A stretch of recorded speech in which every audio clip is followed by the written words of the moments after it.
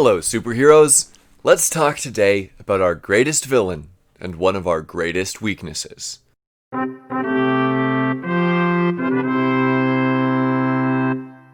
Last week, we talked about two superpowers we have as Christians: reading the Bible and praying. But like all superheroes, we have a nemesis, an arch-enemy who will stop at nothing to defeat us.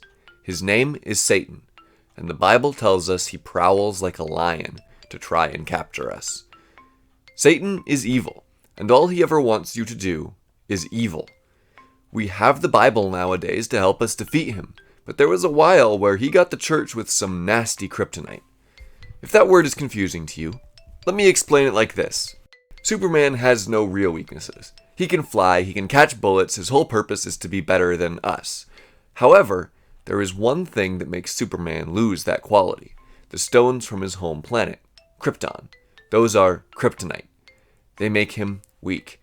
So what kryptonite did Satan find to weaken the church? Well, it may surprise you to know that he took one of our superpowers away too. The power to read the Bible. For a long time, the church only wrote the Bible in Latin, and Latin was just as useless then as it is now, naming animals notwithstanding. Nobody except priests who were trained to read Latin could even read the Bible. And I know it seems crazy, but sometimes priests lied about what was inside.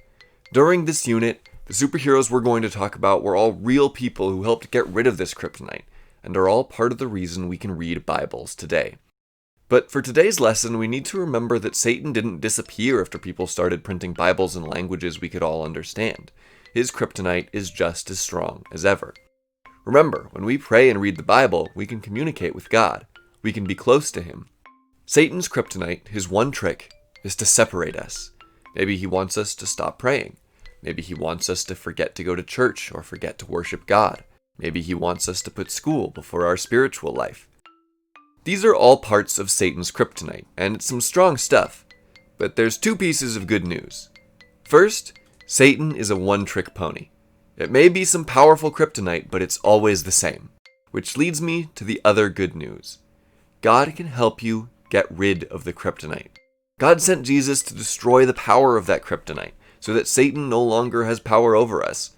So like I've said before, we need to be vigilant, to keep watch. If we see ourselves forgetting to pray, shifting our priorities away from God, it's time to ask God to help us break that kryptonite. So power up your Christian superpowers with this week's power: breaking Satan's kryptonite.